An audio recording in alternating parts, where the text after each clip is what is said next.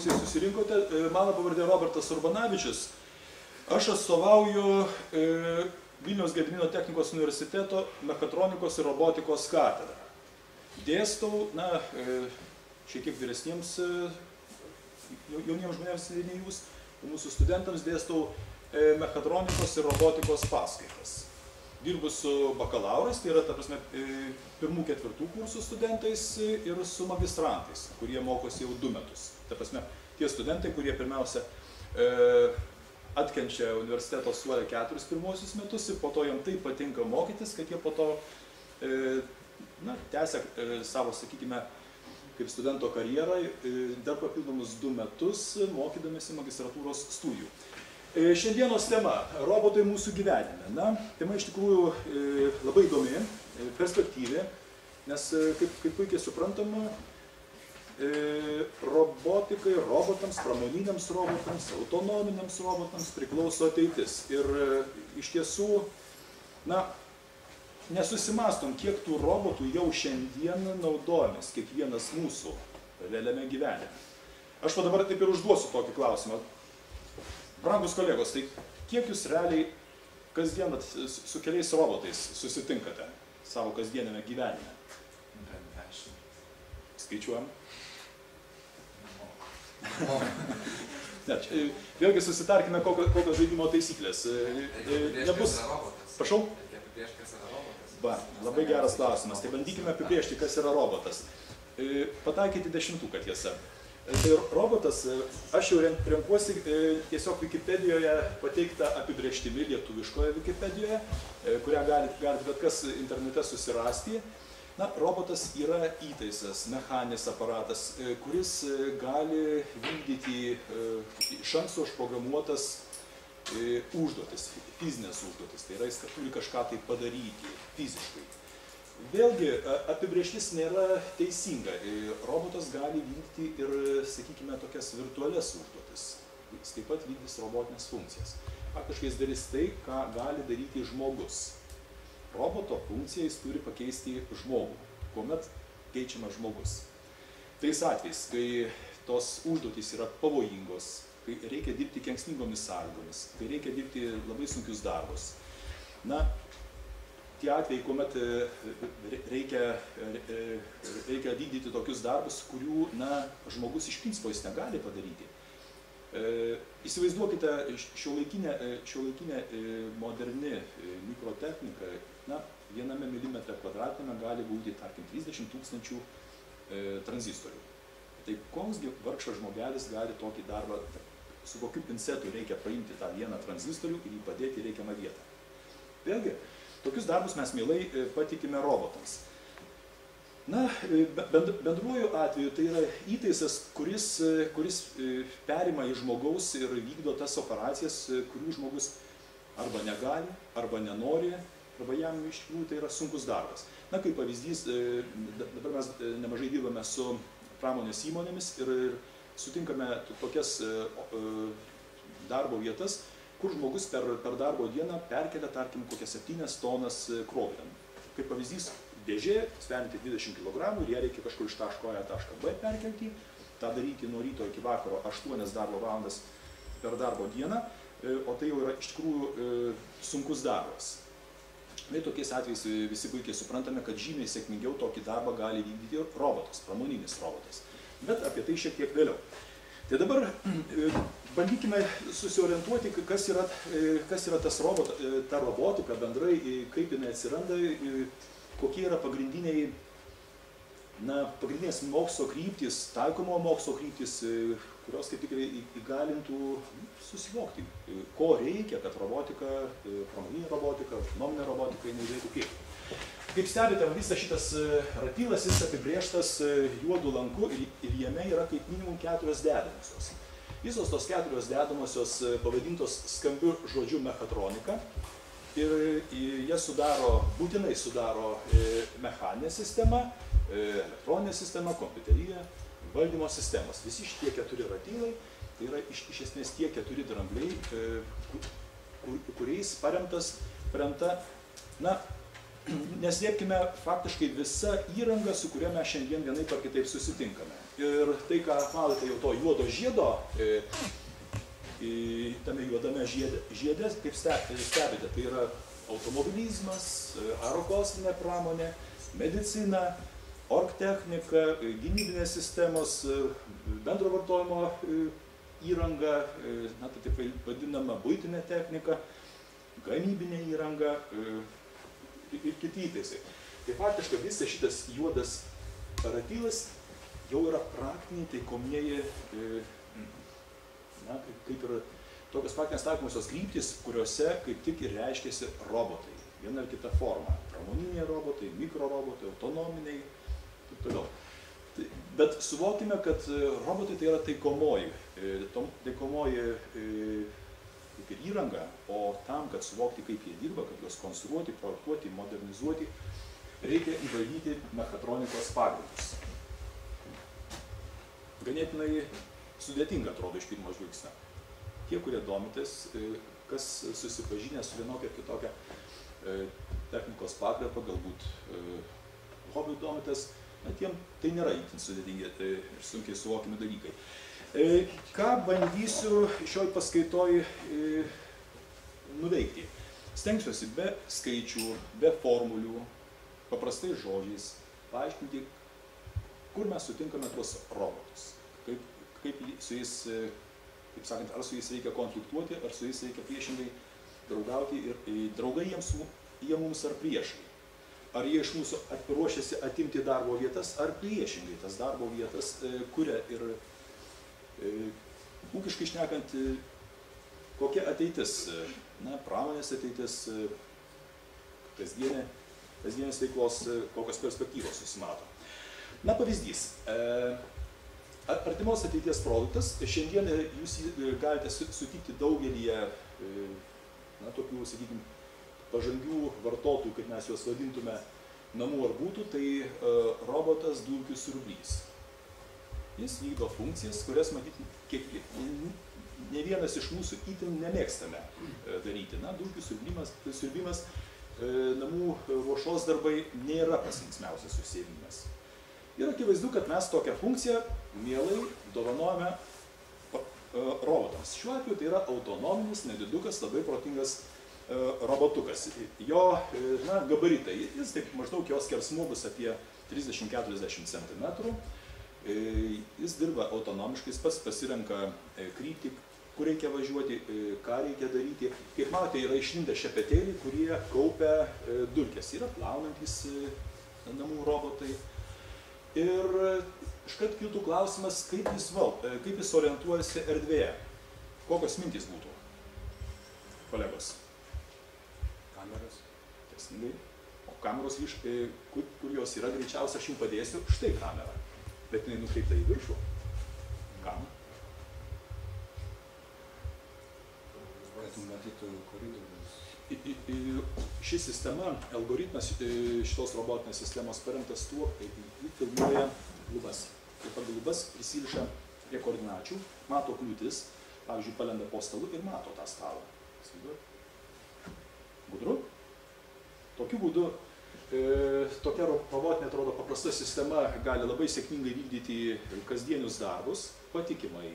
Kai akumuliatorius arba kitas energijos šaltinis, kuris naudojamas tokioje sistemoje, išsikrauna, jo mechatroninė valdymo įranga duoda signalą valdančiai sistemai, kad jau laikas grįžti jį ir pasikrauti papildomos energijos. Ir tas labai sėkmingai, na, šiandien tai yra prabangos produktas, konkrečiai tokio roboto kaina, jį viršia 1200 litų, jūs jį galite laisvai nusipirkti bet kurioje parduotuvėje. Senukose jūs jį galite užtikti. Ir sakytume, kad tai artimos ateities įtaisas, su kuriuo, aišku, kainos kris, kokybė augs, patikimumas didės. Ir kiekvienas iš mūsų ruoškimės, kad tais laikas išauksite, naudosite tokius robotus. Sakyčiau, tikrai svarbus, geras pagalbininkas. Na, žmonės, kurie gyvena nuosavose namuose, jiems reikia kas savaitę, kaip minimum kartą per savaitę pjauti žolę prie namų. Darbas, patikėkit, sunkus. Jeigu arų prie namų kokių, sakykime, 30, tai pasiėmus paprastą žoliapjovę, tai reikia dedikuoti, na, geras 6-7 valandas per savaitgalį. Daug tai ir mažai. Atsakau daug. Ką reikia daryti? Žmonės su tuo, aišku, susitaikyti negali ir ieško sprendimų. Na, pavyzdys, roboto žoliapjovė, kuris, na, analogiškais principais gali dirbti tokius darbus, gali būti šiandien jau valdomas ir išmaniaisiais telefonais, internetu. Manau, kad ateityje bus taikomos visos tinkamos priemonės, kokiu būdu šeimininkas, tas asmuo, kuris rūpinasi vejos kokybę, perduos savo pageidavimus tokiai robotiniai sistemai. Tai yra taip pat artimos ateities produktas, bet ir šiandien jūs jų pakankamai brangių, jo kaina, kad taip įsivaizduoti, kiek jisai kainuoja, prasideda nuo kokių 4000 litų ir daugiau. Tikrai įdomus įtaisas. Pramonė taip pat nesnaudžia. Na, nuotrauka daryta Vilniuje, čia Geležinio Vilko gatvė, jeigu neklystu, ateities gatvė būtų statmuo. Ir tai jau šiandien Vilniuje darbuotojai prižiūri šlaitus, nes tai yra šlaitas. Tai yra labai tikrai sunkios darbo sąlygos.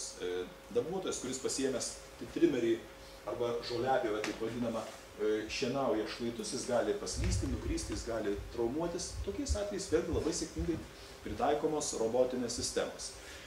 Na, koks skirtumas tarp prieš tai buvusio roboto ir štai šio?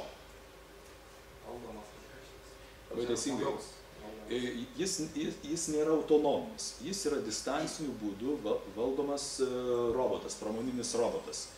Ir paminėtina yra tai, kad, aišku, jo produktyvumas yra didžiulis, tačiau šalia jo pastoviai turi būti operatorius. Tikėtina, artimoje ateityje rinkoje pasirodys įtaisai, kurie daro analogiškas operacijas autonominiu režimu.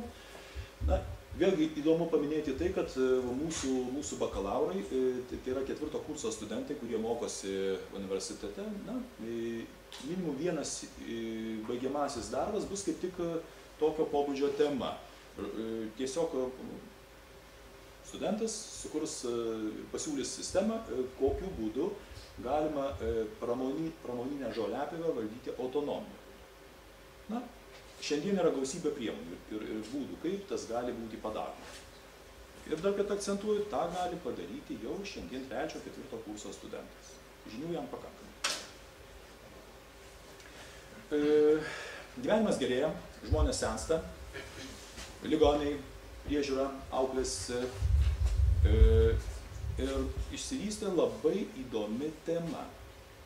Įdomų modeliai tai yra terapeutinis taip vadinamas robotas auklė, skirtas senelių, mažų vaikų priežiūrai, labai populiarus pastaruoju metu, taip vadinamas robotas ruonis. Jeigu internete pasiieškosite daugiau medžiagos, nustebsite, sakyčiau, vienas populiariausių šiandien tokių terapeutinių robotų. Jisai ganėtinai įdomiai bendrauja su žmogumi. Jis reaguoja į tai, ar patalpoje šviesu tamsu, ar kas nors šalia jo yra, nėra. Į glostymą jis reaguoja vienaip, jeigu jūs jam užtvojate, jis sureaguos kitaip. Ir, kaip nebūtų keista, šios pakraipos robotai pastaruoju metu tampa itin populiarūs, jų reikia. Drastiškai trūksta auklių, drastiškai trūksta sanitarų, kurie prižiūrėtų ligonius, pagyvenusius žmonės.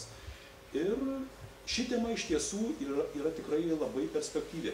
Na, paminėtina, kad iki 1990 metų iš vis tokios temos rinkoje nebuvo. Niekas apie tai net nekalbėjo, net mokslinių straipsnių iki tol nebuvo, mokslininkai net nesidomėjo. Tai yra visiškai įdomi perspektyvi tema. Kitas pavyzdys, na, daugiau, sakykime, tokios animatronikos pavyzdys, labai įdomus gaminys sukurtas prieš kokius 12 metų, apie 2001 metus. Tai prie jo kūrimo prisidėjo labai nemenkas kiekis stiprių, technologiškai stiprių ir mokslinį potencialą turinčių organizacijų, tokių kaip NASA, tokių kaip Toyota. Ir galutiniam rezultate buvo sukurtas, na, kaip matote, toks labai simpatiškas robotukas, jis maždaug yra 60 cm dydžio. Išskirtinė jo savybė yra ta, kad jis stebi pašnekovą, jis jį atpažįsta, jis atpažįsta pašnekovo balsą, pagal tembrą nustato, ar žmogus supykęs, ar susierzinęs, ar priešingai geros nuotaikos ir atitinkamai reaguoja. Dešinėje viršuje jūs matote tiesiog kai kuriuos šios konstrukcijos elementus. Na, akivaizdu, kad tai yra klasikinės robotikos pavyzdys. Jame yra pavaros, jame yra servomechanizmai. Jis yra pusiau autonominis. Jis gali būti labai nesunkiai sukurtas autonominis. Robotikos specialistai jo ignoruoti negali. Tai yra tikrai labai įdomus pavyzdys, labai įdomus gaminys. Jame priklausomai nuo konfiguracijos, jame yra apie 80 servomechanizmų. Vien veido išraiškas jame valdo berods 34 servo varikliukai, servo mechanizmai. Tikrai įdomus gaminys ir, na, negali nei patvirtinti, nei paneigti, kažkas panašaus kūriama ir mūsų universitete pastaruoju metu. Tik, aišku, įvertinant gerokai kuklesnius finansinius resursus, siekiama gauti panašų rezultatą su tiesiog mažesniu biudžetu. Na, įdomumo dėliai šioje skaidrėje yra pademonstruotos išraiškos. Tai yra robotas, dar kartą akcentuoju. Išraiškų tūkstančiai. Na, šiuo atveju pademonstruoti, pateikti 9 pavyzdžiai, kaip minėtas robotas reaguoja, kokios jo galimos išraiškos. Nuo baimės, susijaudinimo, džiaugsmo. Jis labai įdomiai reaguoja. Laiko turėtume, mes galėtume pasižiūrėti video įrašus, bet man atrodo, jūs YouTube mokate naudotis neblogiau nei aš. Ir internete jį susirasti. Akcentas tai turėtų būti Leonardo robotas. Pasidomėkite, tikrai vertas dėmesio prototipas. Tai, ką jūs matote, tai jau yra lietuvių dizainerių, na, kaip ir prototipo eskizas. Kaip matote, jame numatoma akiulokai, jie bus valdomi, ausytės, reaguos, kaklas, sukinėsis. Na, pastaruoju metu aš ir mano kolegos esame įtraukti į šį projektą, mes dirbame su šiuo projektu, na, tiesiog tam, kad įsivaizduoti, ką šitas toksai, sakykime, irgi terapeutinis robotas, ką jis gali daryti. Na, supraskime, kad kiekvieno jo aky yra sumontuota kamera. Jisai gali matyti ir identifikuoti stereo vaizdą. Ir atitinkamai tas stereo vaizdas jis turi būti apdorojamas ir na, valdomi rankų judesiai, kaklo judesiai, galvos judesiai. Jis seks pašnekovą, jis su juo bendraus, pažins balsą ir gausybė kitų įdomių funkcijų. Išties įdomus gaminys ir na, labai įdomus projektas. Tie, kurie studijuosite pas mus, susipažinsite su detaliau, mūsų dabartiniai studentai, jie įtraukti į tokią veiklą, jiem kaip hobis, tuo pačiu metu, kaip sakot, jie nesimokydami padaro kursinius projektus, namų darbus ir taip toliau. Tokia praktika. Kas tokio pramoninio roboto viduriuose? Tai jūs matote, na, kaip ir jau valdymo schemą, kaip matote, tai yra davikliai, vaizdo kameros, įvairūs akselerometriniai jutikliai, valdymo sistemos, jis transliuoja vaizdą, jis yra valdomas telemetriniu kanalu. Jūs galite, prie operatoriaus pulto gali sėdėti gydytojai, jie gali stebėti paciento reakciją, kaip pacientas bendrauja su tokiu terapeutiniu robotu. Išties labai perspektyvi ir įdomi kryptis. Na, kaip matote, ten tų dėžučių yra ne viena ir ne dvi, kiekviena jų turi savo funkciją, kiekvieną jų reikia suvaldyti.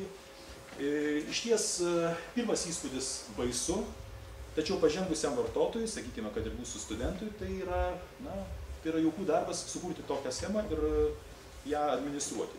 Tai yra tiesiog kasdienė veikla robotikos, mechatronikos specialisto. Tokio lygmens žinios reikalingos tam, kad sėkmingai konkuruoti rinkoje, rasti gerą darbą, gauti gerą uždarbį, tobulėti. Buitinė technika. Kaip nebūtų keista, tai taip pat robotai. Ypač jeigu mes kalbam apie šiuolaikinę buitinę techniką, ar tai skalbimo mašina, ar tai indaplovė, tai prisiminkite prieš tai buvusią apibrėžtį robotinės sistemos, kas iš mūsų mėgsta plauti indus arba skalbti rūbus, kelkite rankas. Manau, kad sveikai mąstančių žmonių tarpe tokių piliečių nėra. Taip, tam reikalingi. Sėskit, prašom. Tai kaip nebūtų keista, tai taip pat robotinės sistemos, ganėtinai išmintingos robotinės sistemos. Na, porą pavyzdžių. Tarkim, skalbimo mašina. Na, šiuolaikinė skalbimo mašina, jūs tiesiog negalvodami sumetate skalbinius, jį juos pasveria, jį juos išdėsto taip, kad vibracijos lygmuo tiesiog džiovinimo metu būtų kuo mažesnis. Išties protingas įtaisas, jame daug jutiklių, jame yra protingas kontroleris ir tokia sistema užtikrina, kad skalbiniai būtų skalbti itin kokybiškai, maksimaliai pradžiovinti ir tuo pačiu metu nesuplėšyti. Tai yra ganėtinai sudėtingi uždaviniai, bet jie taip pat patenka ir turi būti robotikos, mechatronikos specialistų kompetencijos. Tas pats indaplovė, analogiškas įtaisas, turintis robotikos elementų, didžiulis žmogaus draugas. Yra paskaičiuota, kad per 30 metų šeimininkė, kuri naudojasi indaplovę, jie yra sutaupomi maždaug 2,5 metų, kuriuos jį gali labai sėkmingai skirti bendravimui su vaikais, su šeima. Smulkmena, ar tai rimti dalykai, skaičiu rimti. Bet tokiu būdu, kad yra tokie kasdien sutinkami įtaisai, jie padeda žmonėms, gerina gyvenimo kokybę. Grįžtam prie pramonės.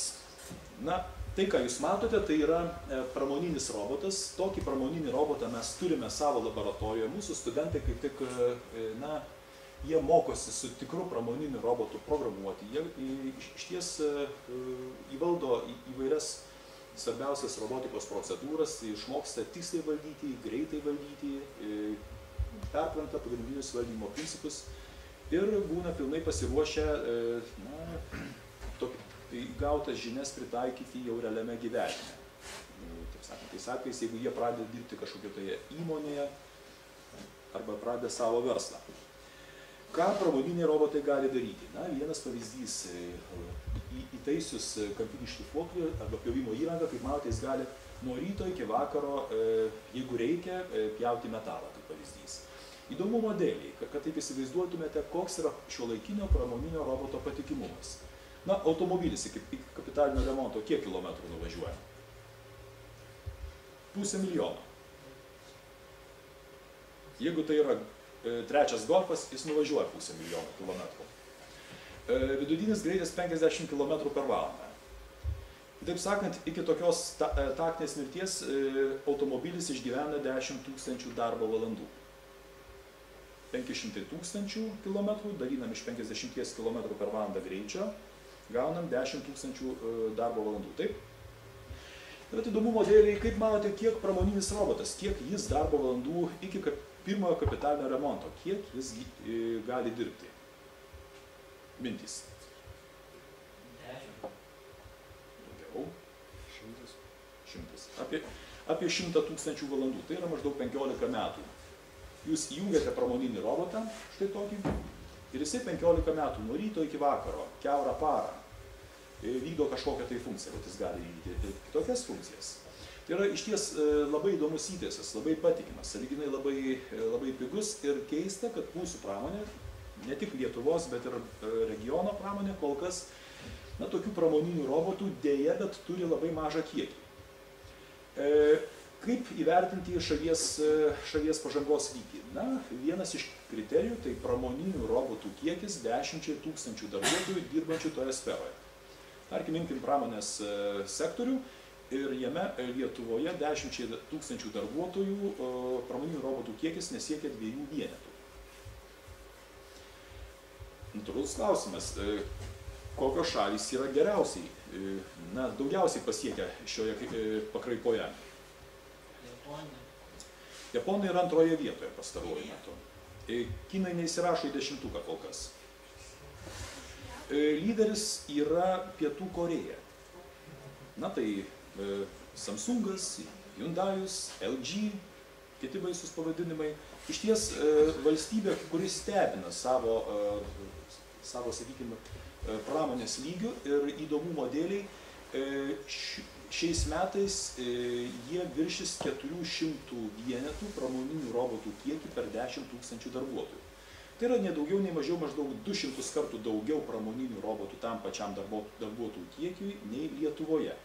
Tai akivaizdu, kad yra du aspektai šiame fakte. Teigiamas ir neigiamas. Blogai, kad mes tokie kol kas atsilikę, bet džiugi žinia yra ta, kad akivaizdu, kad mes tą atotrūkį labai greitai tiesiog likviduosime. O tai reiškia, kad mums reikės gausybės mechatronikos, robotikos specialistų.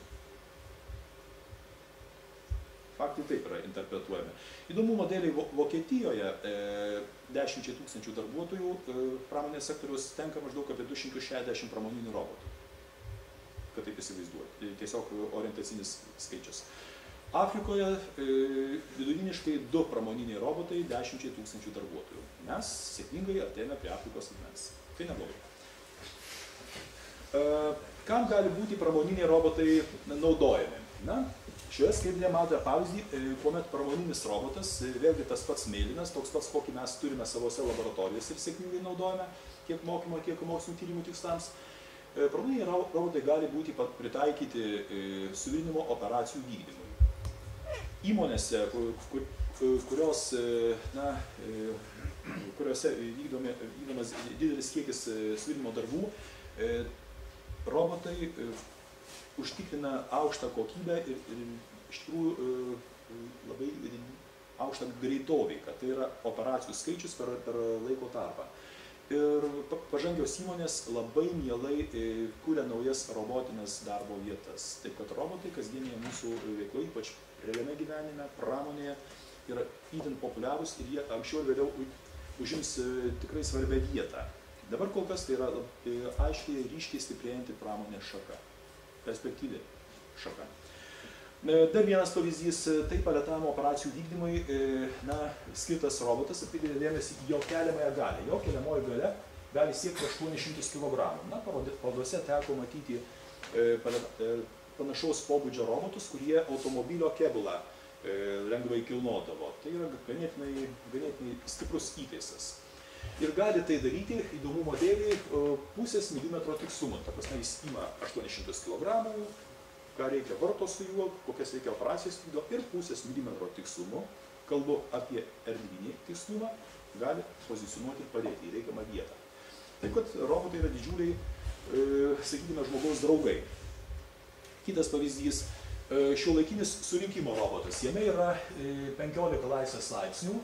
Tai yra kiekvienas servo mechanizmas, jisai vertinamas kaip laisvės laipsnis. Jų šiame įtaise yra 15. Taupome laiką, šiaip aš parodžiau labai įdomių pavyzdžių, kaip tokio modelio robotai, kokios jų funkcinės galimybės. Bet sutarėm, jūs, jeigu domėsitės, galėsite padaryti patys savarankiškai pilnas YouTube'as tikrai įdomių vaizdų. Toliau. Logistinių operacijų robotai. Jie, kaip matote, jų keliamoji galia yra gerokai žemesnė, tačiau jie gali nuo ryto iki vakaro, pavyzdžiui, maisto pramonės įtaisus, kilnoti, tarkim, sūrį nuo konvejerio į dėžutę, dėti. Maisto pramonėje, vaistų pramonėje, elektronikos pramonėje yra itin mėgstamos tokios nedidelės greitaeigės robotinės sistemos. Tokios darbo vietos, kur reikia, pavyzdžiui, įkaitintą sunkų metalą kilnoti. Labai sėkmingai gali būti taip pat pritaikyti robotai. Dabar tai yra jau pavyzdys ganėtinai įdomių trimačio operacijų, kuomet žmogus nuskenuojamas, po to sukuriamas trimatis skaitmeninis vaizdelis ir po to galutiniam rezultate vykdomas įtaisų apdorojimas. Čia yra tokio veidelio pavyzdys gamybos. Ir kaip matote, brūkšnys. Tai yra mūsų studentų darbas. Tiesiog tai buvo failo dalis A, failo dalis B. O tai yra klaida. Tai yra paaiškinimas, kodėl yra būtina mokytis matematikos ir programavimo. Priešingų atveju bus per didelis klaidų kiekis.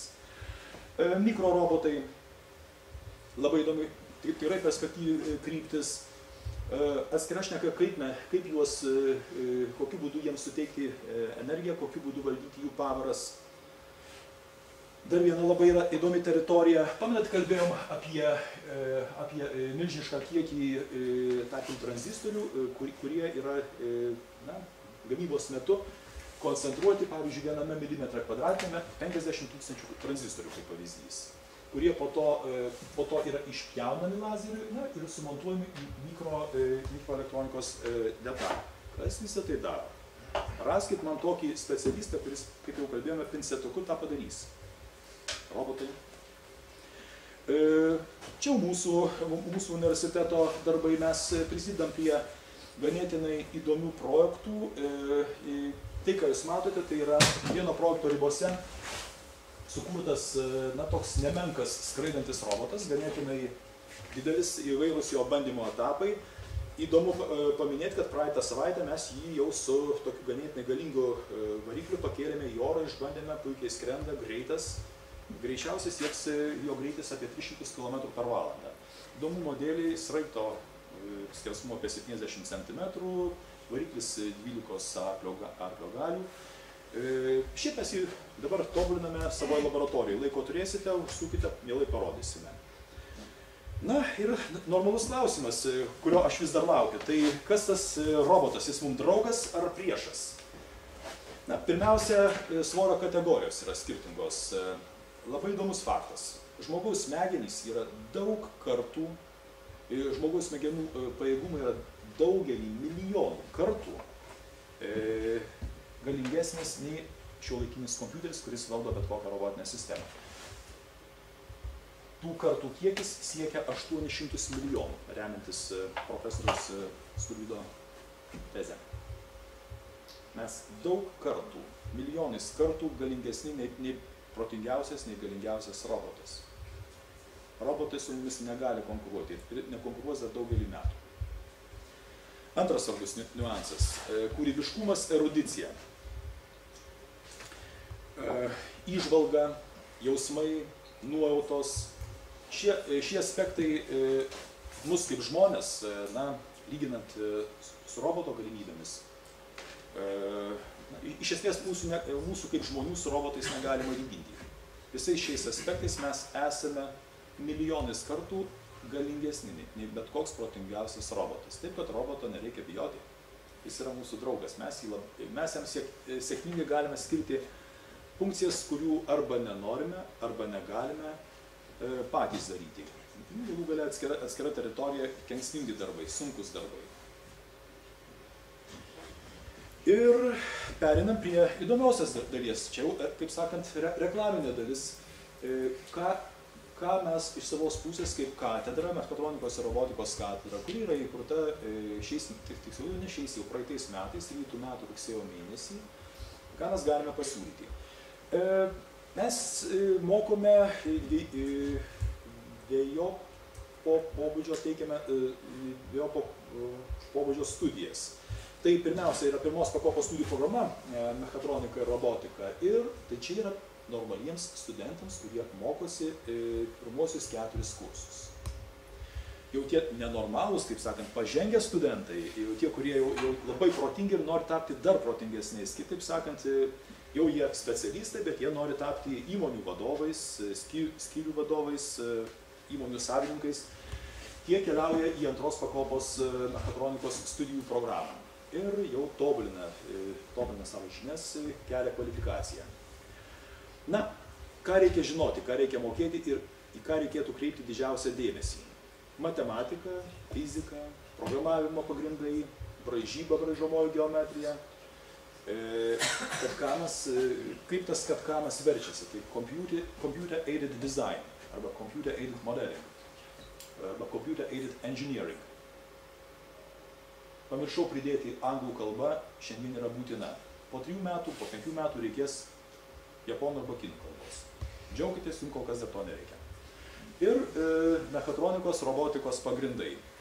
Tai yra tai, ko mūsų studentai mokosi, kas jiems iš esmės yra labai įdomu, studijos labai įdomios, tais atvejais, jeigu, na, jums kaip būsimiems studentams tai arti širdies.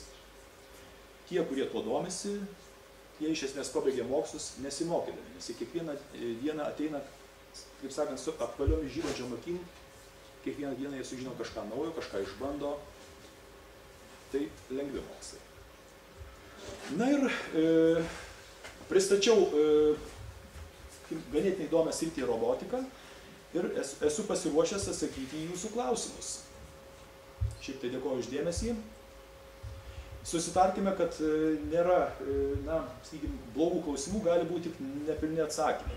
Bent jau pas mus fakultete, pas mus katedroje, su studentais bendravimas yra toks.